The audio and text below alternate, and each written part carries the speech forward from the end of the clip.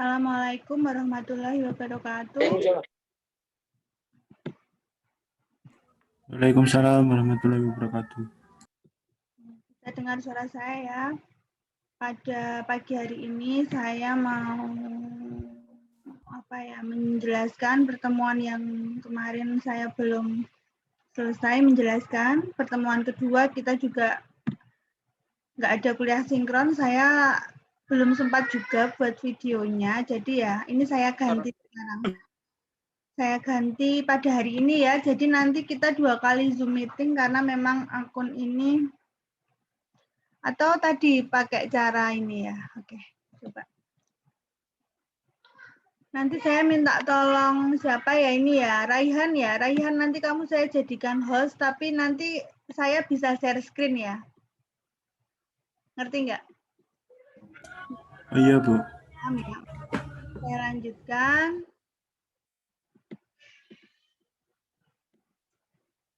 Tentang pendahuluan dulu yang kemarin.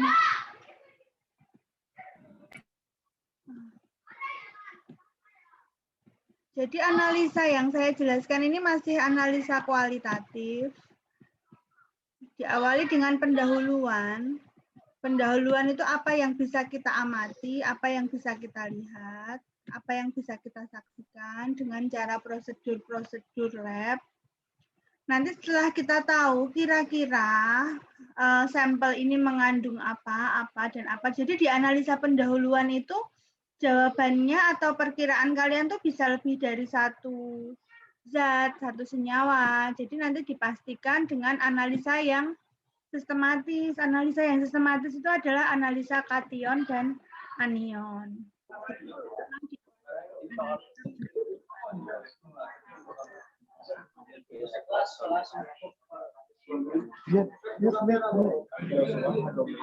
Ayo siapa yang masih ribet itu ruang kuliahnya ya. Mohon maaf Bu. Kondisikan. Nah, jadi kemarin itu sampai, nah ini ya, analisa itu pendahuluan, kemudian dilanjutkan dengan secara sistematis kationnya dan anionnya yang dianalisa. Oke, di analisa pendahuluan ada beberapa, ada 8. Ada 8 meliputi mengamati sifat sampel pada suhu kamar. Sifat itu bisa warna, bisa bentuknya ya, padatannya, ukurannya, bentuknya amorf. Amorf itu tak beraturan, apakah kristal yang beraturan, bola, kubus ya. Warna, kemudian sifat dia terhadap medan magnet, bisa ditarik oleh medan magnet atau tidak, itu sifat sampel yang pertama, itu analisa yang paling pertama. Yang kedua ini kemarin juga sudah saya jelaskan, pemanasan dalam tabung pemanas. Nah, dalam tabung pemanas itu sudah ya. Kemudian yang ketiga nanti mengamati warna nyala api pada bunsen, nyala api bunsen ini dengan boraks, juga mengamati nyala api. Kemudian mengamati sifat fisik terhadap reduksi arang kayu, reaksi asam sulfat terhadap reaksi NaOH dan KHSO4. Nah, ini kita bahas yang kemarin kita sudah, ini sudah ya, ada warna. Nah, ada warna, sebentar ya. Ada warna. Nah, sekarang yang ini juga sudah kemarin. Jadi yang ini itu adalah ada tabung pemanas gitu ya. Ini tabung. Nah, bentuknya kecil, panjang gitu ya. Ini ada kompor di sini. Oh, ada nyala api bunsen ya, atau pakainya nyala api bunsen. Jadi nyala api yang pakai metanol itu loh, dipanasin. Oh, ini kompor ya, ini kompor, bukan nyala api. Oke, ini kompor, dipanasin di sini. Ini sampelnya dimasukkan ke sini. Hanya sebanyak 4-5 mg toh kemarin. Nah, dipanaskan terus kita lihat kan tadi analisa pendahuluan itu analisa yang bisa kita saksikan. apa yang terjadi di tabung pemanas ini? Nah, bisa jadi yang terjadi adalah perubahan warna. Nah, jika ada hitam, warnanya menghitam, kemudian kadang di dalam sampel itu diikuti dengan nyala api, maka dia ada senyawa yang mengandung zat-zat organik seperti tartrat dan sitrat. Kemudian hitam tanpa diikuti nyala bisa mengandung logam, tembaga, mangan, atau nikel. Jadi bisa kesimpulannya itu lebih dari lebih dari satu maksud saya. Contohnya ini 3 ya. Bisa jadi mengandung Cu, Mn atau Ni. Nah, setelah kita analisa pendahuluan kan analisa secara sistematisnya ini kan kation ya. Nah, berarti kita bisa selanjutnya kita memakai analisa kation gitu karena ini semuanya muatan positif. Itu ya, ini kemarin sudah. Nah, kita lanjutkan.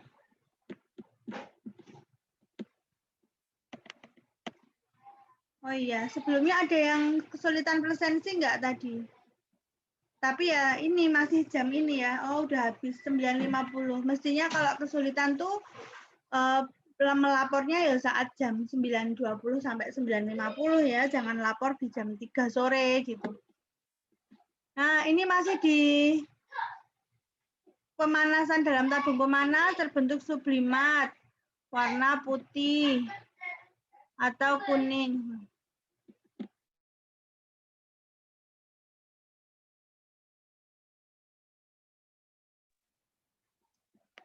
Oke, warna kuning, oh mengandung sulfur. Nah ini sering keluar. Kalian kalau pernah ke apa itu kawah yang mengandung belerang ya di Dieng atau Tangkuban Perahu itu kan airnya kekuningan. Nah itu kan juga sama. Jadi kita itu menganalisa apa yang kita lihat tuh ya sifatnya itu belerang tuh ya warnanya kuning, baunya khas ya, baunya agak menyengat. Gitu.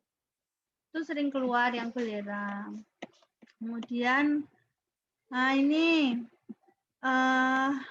terbentuk gas ya di dalam tabung itu terbentuk gas yang membarakan arang ini, gas O2 yang membarakan arang. Ini tuh bisa jadi mengandung nitrat. Nitrat itu NO3, bisa jadi mengandung klorat. Klorat itu ClO3.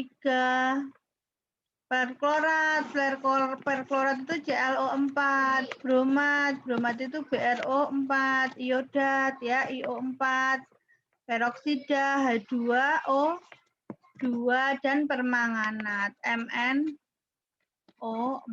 Nah, ini baiknya ya saran saya ya kalian print slide yang sudah saya berikan. Ini kan slide masih slide yang pertama saya menjelaskan. Bisa kalian oret-oret di situ. Ini sering keluar juga gas mengandung CO2 itu membentuk air yang keruh, mengeruhkan air kapur. Nah, karbonat itu CaCO3 ya, CaCO3.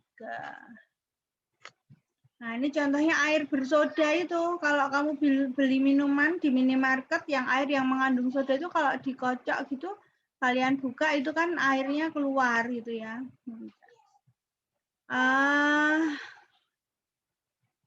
Nah, ini gas cyanida ini kemarin yang sempat rame itu ya, kopi cyanida, kopi Vietnam bercyanida. Nah, itu sangat beracun.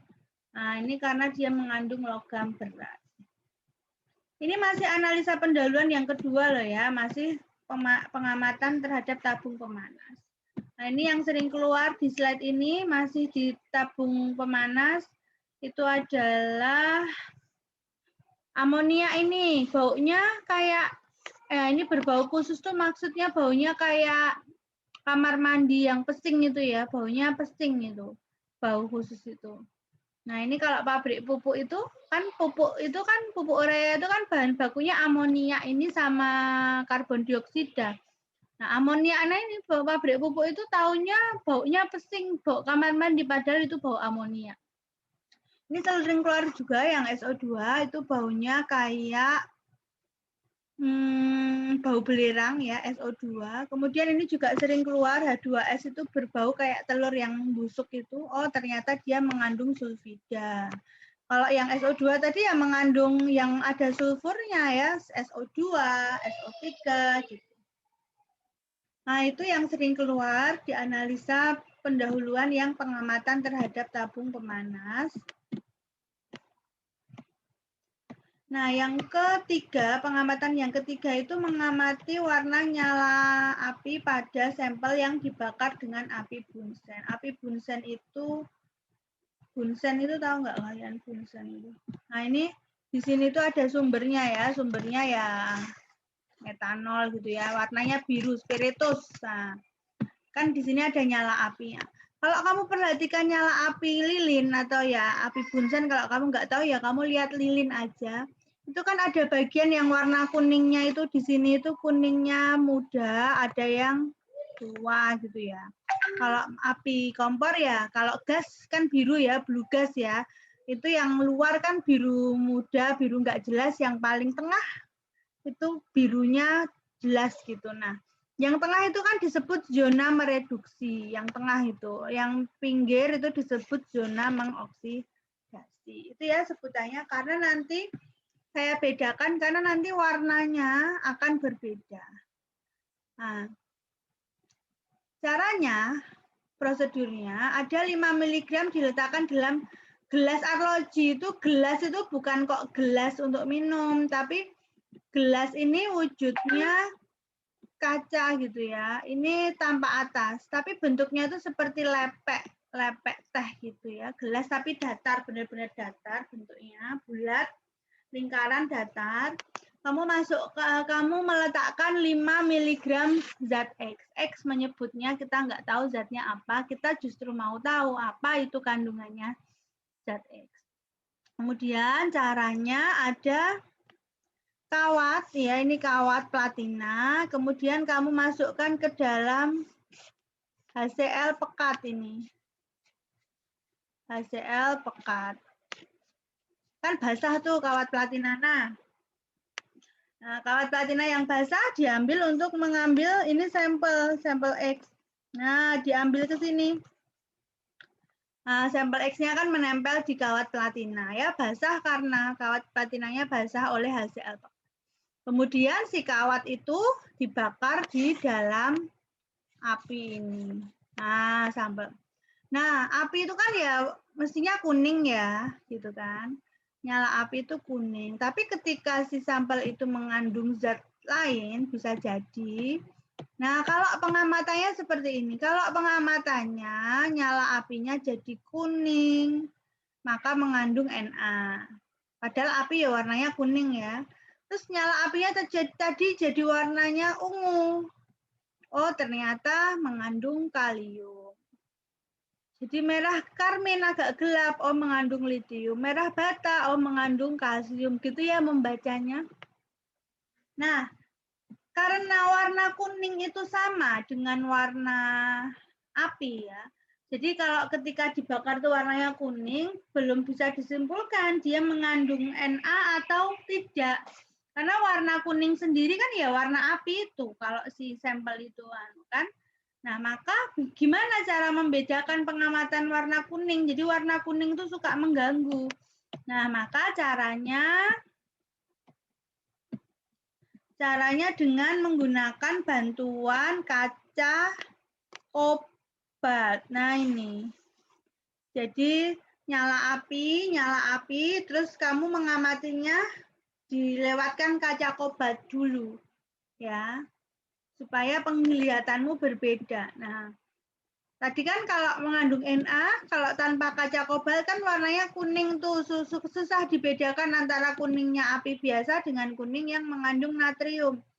Maka setelah melewati kaca kobat gitu ya, warna kuning itu jadi tidak berwarna. Nah, jadi kayak nggak ada api. Terus warna ungu setelah melewati kaca kobat jadi warnanya hijau. Jadi yang dipakai ini kalau tersedia kaca kobat ya. Yang dipakai adalah pengamatannya ini. Paham ya pembacaan ini? Paham lah ya, mudah dipahami. Kemudian selanjutnya pengamatan yang ketiga adalah mengamati perubahan warna pada mutu boraks, atau mutu itu ya menggunakan boraks atau mutiara boraks. Boraks itu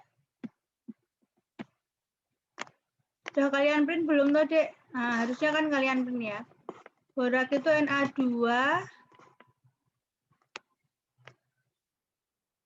B4O7. Ini B4. B4O7 ya. Sama kristal air berapa H2O. Nah, caranya sama dinyalakan dalam nyala api bunsen tadi. Tapi bedanya adalah cara mengambil sampelnya.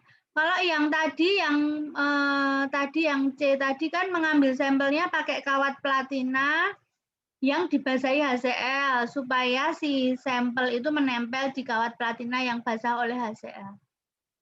Nah, kalau ini kawat platina panasnya, nah dipanasi dulu kawat platina, kamu panaskan. Kan kawatnya panas ya. Panas, setelah panas digunakan untuk mengambil boraks. Jadi kawat panas terus kamu tempelkan di boraks. Boraks itu warnanya putih.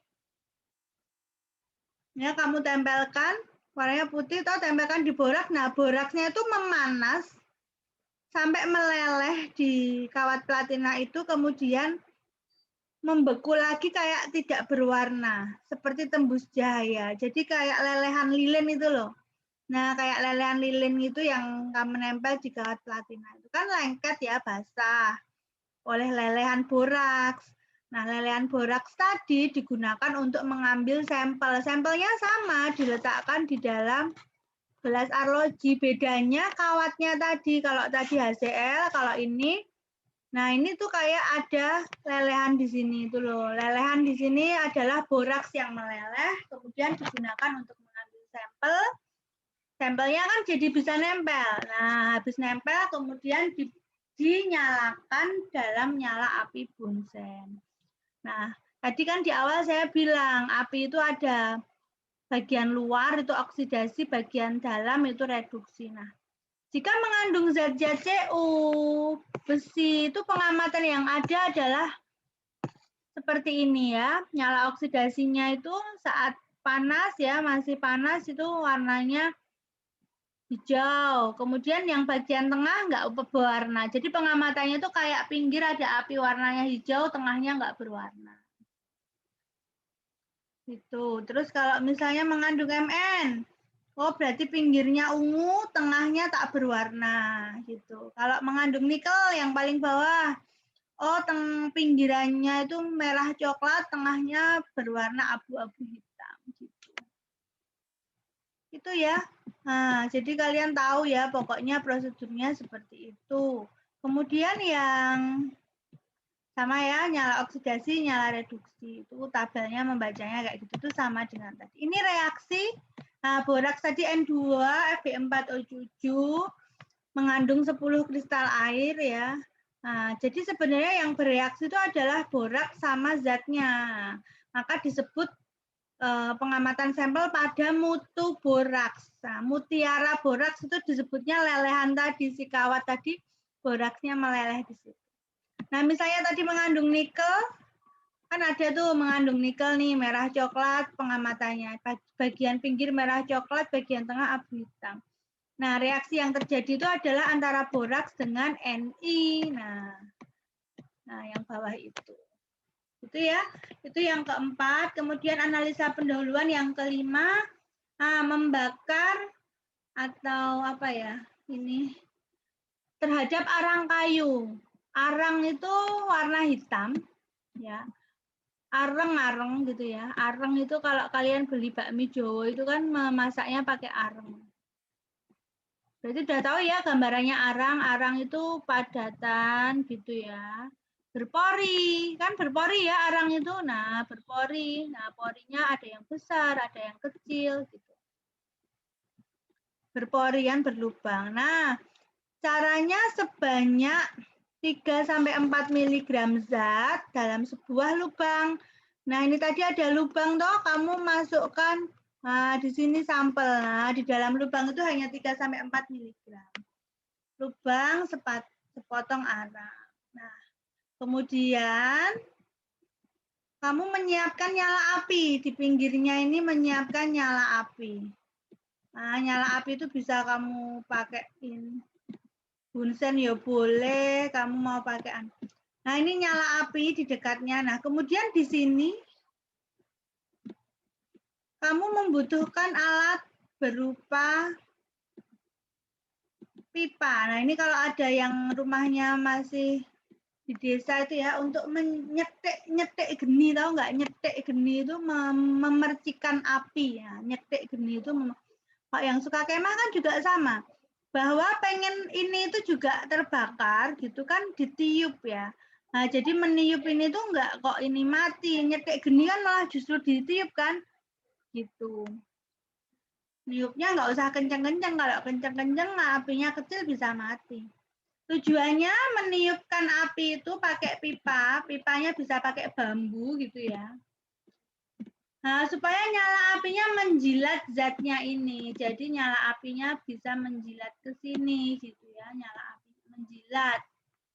Zat yang diteliti tadi sebanyak 3 sampai 4 miligram. Paham ya itu ya? Nah, hasil pengamatannya banyak nih. Bisa zat itu menjadi hancur berkeping-keping nih ya, menjadi serbuk hancur. Nah, kalau hancur pengamatannya berarti mengandung NaCl atau KCl.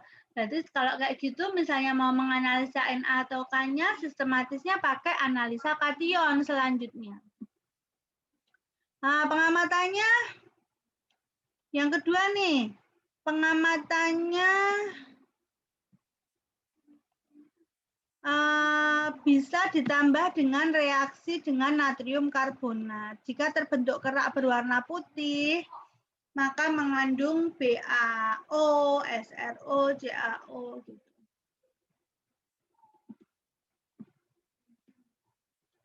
Gitu ya, itu untuk yang kedua. Nah, untuk mempertajam zat-zat yang diteliti biasanya ditambah larutan kobalt nitrat. Nah, hasilnya kalau ada endapan biru mengandung aluminium trioksida, kalau hijau mengandung zinc oxide, kalau pink mengandung magnesium oksida. Kemudian reaksi Hepar. Reaksi Hepar, sulfur ya, itu dibagi 3. Sulfur itu ada yang sulfur dalam bentuk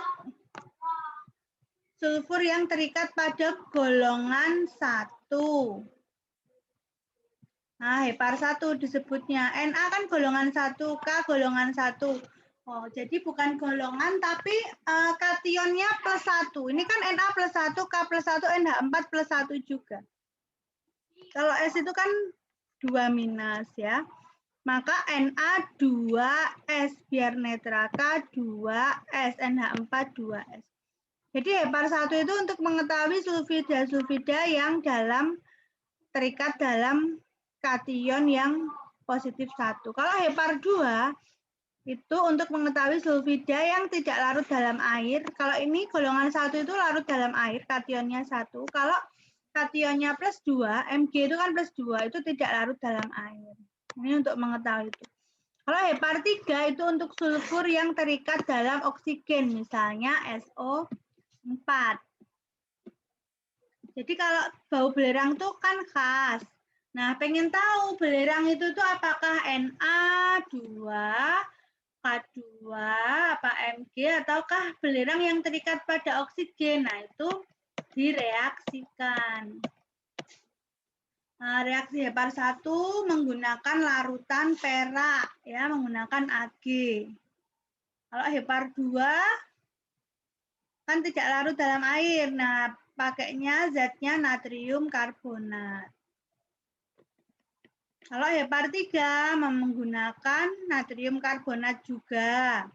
Ya, kemudian direduksi menggunakan api reduksi pada arang kayu untuk mengeluarkan O dari S.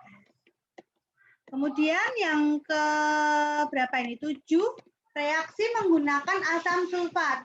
Oh, ini ke-6. Jadi ada asam sulfat nanti habis ini dengan NaOH Habis itu menggunakan KHSO4.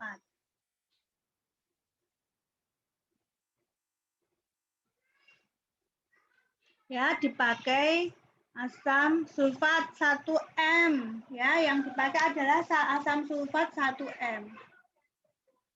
Nah, pemeriksaan ini dilakukan untuk menentukan sisa asam. Asam sulfat merupakan asam sulfat pekat, asam kuat ya, pekat. Nah, reaksinya akan membentuk asam lemah dan garamnya. Kemudian ini prosedurnya ya, zatnya sampelnya hanya sedikit saja 0,1 ya. Kemudian diletakkan dalam tabung reaksi ya. Tabung reaksi itu ya kecil tinggi itu. Nah, ini ya tabung reaksi itu kecil tinggi sebanyak 0,1 gram itu diletakkan dalam tabung, kemudian ditetesi 0,5 mili. Nah, 0,5 mili itu cuma satu tetes pipet tetes itu. Pipet tetes itu kan hanya menggunakan karet penghisap itu, kamu teteskan di situ. Kemudian ada perubahan enggak? Kalau masih belum, bisa kamu panaskan perlahan-lahan di atas kompor pemanas.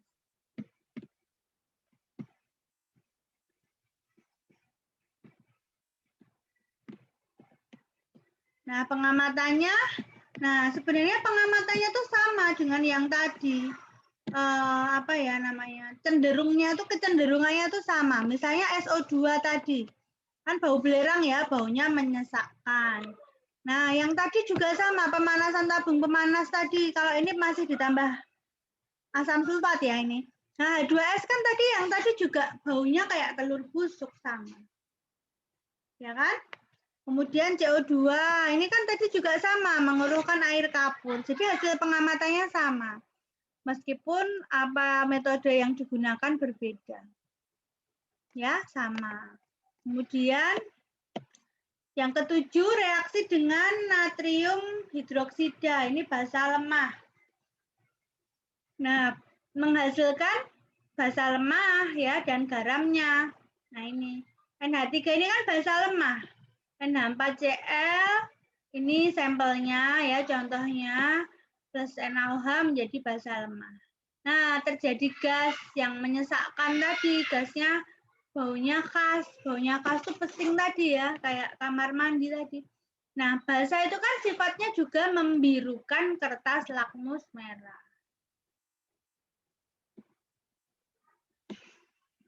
Itu ya. Kemudian yang terakhir adalah uji ion asetat. Nah, uji ion asetat ini menggunakan kalium hidrogen sulfat. Caranya dengan cuplikan itu tadi ditetesi CH3CO ya, kalium hidrogen sulfat ini. Nah, hasilnya asam cuka. Nah, itu mengenai analisa pendahuluan. Nah, kemudian analisa pendahuluan ini kan kita tahu ya setelahnya kecenderungannya. Tadi kan kesimpulannya bisa lebih dari satu zat. Nah, belum pasti. Nah, untuk memastikannya, analisa setelahnya itu adalah analisa yang sistematis. Kalau tadi misalnya ketahuan ada MN, bisa CU, bisa NI, itu kan berarti kan apa namanya, dia itu kation. Nah, maka kita kation. Nah, maka bab selanjutnya yang akan saya sampaikan adalah analisa kation. Nah, nanti kalian ini tugas kalian, Dek. Ini nanti tugas kalian. Nah, ini di pembukaan saya buka dulu gitu. Jadi minggu depan ada tugas ya, kalian tuh presentasi. Nah, analisa kation, kalau kation itu kan sesuatu yang bermuatan. Nah, sesuatu yang bermuatan itu kan berarti wujudnya apa? Padat apa cair? Raihan. Ayo coba Raihan, on cam dan jawab. Kalau analisa kation, kira-kira sampelnya gimana? Padat atau larutan? Kation. Diapakan? Kation, Bu. Kation. Ya, diapakan? Padat apa larutan? Larutan, Bu. Larutan. Benar ya, larutan. Karena, coba lihat, garam dapur. Makasih Rehan, boleh off cam lagi. Garam dapur, itu kan padat. Kalau pengennya menjadi ion Na+, dan Cl-, maka kan garam itu dilarutkan dalam air. Gitu kan? Dilarutkan dalam air. Nah, ini kan NaCl. Jadi benar ya, dilarutkan. Nah, ini kan NaCl ini padat. Padat itu belum larutan. Nah, maka biar larut kan, biar jadi kation kan Na+ plus Cl- kan gitu. Nah, maka apapun sampelnya, wujudnya, itu harus dilarutkan dulu nanti.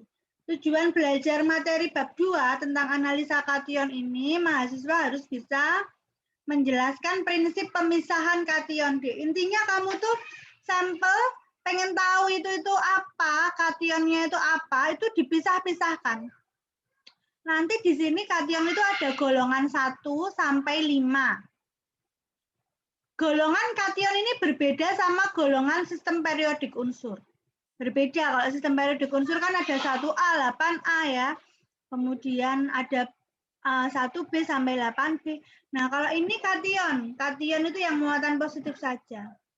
Nah, nanti kamu pisah-pisah membuat diagram pemisahan kation. Kemudian harus bisa mereaksikan identifikasi kation.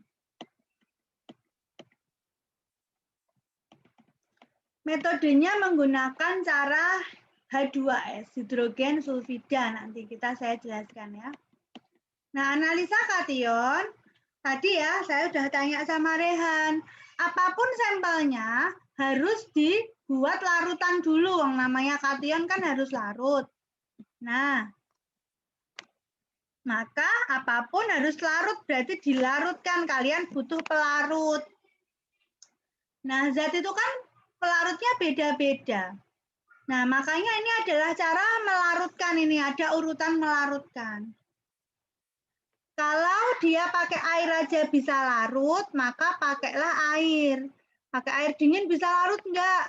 Pokoknya intinya ini bagaimana melarutkan sampel, gitu ya. Karena memang sampelnya harus dalam keadaan larutan. Nah, ini cara melarutkannya. Pakai air dingin. Kalau larut, ya sudah. Kalau enggak larut coba dipanaskan. Karena kelarutan itu fungsi suhu. Pakai air dingin dan panas tetap nggak larut. Oh, pakai HCl. Nah, pakai pelarut HCl. Mula-mula pakai HCl yang encer dulu, kondisinya dingin. Kalau masih nggak larut, gitu ya, pakai yang dipanasin, HCl encer dipanaskan. Masih nggak larut, oh pakai HCl yang pekat, dingin dulu. Larut nggak? Kalau nggak larut, dipanasin. Gitu ya. Kalau di sini udah larut, langkah ini nggak usah dicoba. Tapi kalau masih nggak larut juga, pakai HNO3 encer, dingin. Nggak larut, coba dipanaskan. Masih nggak larut, HNO3 dipekatkan, dingin dulu. Masih nggak larut, dipanaskan. Masih nggak larut juga, ini dicoba. Pakai air raja, yaitu campuran HCl pekat dan HNO3 pekat 3:1. Dingin lalu panas. Kalau masih nggak larut juga, pakai pelarut khusus. Karena memang ada zat yang larutnya itu tertentu. Misalnya pakai benzen, petroleum ether, gitu ya. Paham ya ini ya, itu cara melarutkan. Nah, ini yang saya bilang tadi, Dek. Golongan kation, ini semua kation ya. Kalau di SPU kan ada positif negatif ya. Maksudnya ada yang atom-atom positif negatif. Kalau ini golongan kation, nanti kamu menentukan nih setelah analisa pendahuluan itu. Sebenarnya tuh sampel saya tuh PB apa HG apa BA, apa K. Nah, itu nanti ini. Ini itu harus urut. Prosedurnya itu harus urut. Jadi memang kamu bisanya mulai analisa itu melewati golongan 1, kalau nggak ada golongan 2, 3 gitu. 4, 5 gitu.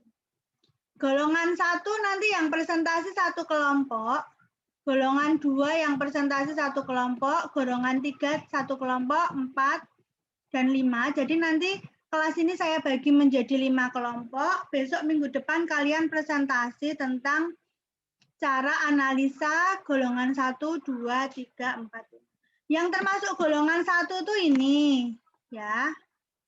Ini. Golongan 2 itu ini. Nah, golongan ini dipisahkan berdasarkan apa, toh? Berdasarkan paling mudah mengendap. Ini paling mudah mengendap. Yang ini paling sukar mengendap. Paham? Paham? Yang golongan 1 itu paling mudah mengendap. Gitu. Jadi ceritanya, Dek, bayangannya tuh gini. Si sampel tadi kan sengaja kamu larutkan ceritanya. Ya kan? Sengaja kamu larutkan. Nah, prosedurnya itu golongan 1 tuh paling mudah mengendap, golongan 5 paling sukar mengendap. Nah, golongan 1 tuh nanti prosedurnya ini tugasnya golongan 1 ya. Kamu tambahkan zat apa gitu loh. Kamu tambahkan zat apa supaya PB, HG, AG itu mengendap. Nah, ini paling mudah mengendap. Gitu. Nah, kalau mengendap kan endapan dalam larutan tuh dipisahkannya dengan apa? Dengan saringan ya, dengan kertas saring. Nah, ini tolong didengarkan baik-baik nih. Jadi ceritanya sampel tadi dilarutkan, terus larut dengan cara apapun tadi, bisa air, HCl, apa HNO3 gitu ya, larut. Nah, kemudian di golongan 1 itu tugasnya golongan 1 besok diperlakukan apa? Supaya PB, HG, AG-nya itu kalau memang ada PB, HG, AG, perlakuan golongan 1 itu ditambahkan apa? Supaya jika memang sampel itu mengandung ion kation golongan 1, PB, HG, AG itu mengendap. Jadi gini, ini larutan sampel zat X. Nah, perlakuan golongan 1 itu tugasnya golongan 1 itu diapakan? Nah, kalau ada endapan warna hitam, berarti dia mengandung golongan 1. Nek tidak ada endapan, dia tidak mengandung ion golongan 1. Paham ya? Paham ya ini ya? Nah, ini dipisahkannya pakai corong yang menggunakan kertas saring. Kertas saring itu warna putih. Ini endapan ini anggapnya ada ya. Endapan ini kamu saring di sini. Nah, yang tertahan tadi adalah golongan 1. Yang cair ini kemungkinan golongan 2 sampai 5. Begitu. Gitu ya. Nah, itu adalah tugasnya. Nanti pembagiannya saya share lewat grup. Gitu saya akhiri pertemuan ini karena udah 40 menit dan nggak usah saya sambung lagi. Saya sudah cukup. Saya akhiri. Wassalamualaikum warahmatullahi wabarakatuh. Waalaikumsalam warahmatullahi wabarakatuh. Terima kasih, Bu. Terima kasih, Bu. Terima kasih, Bu.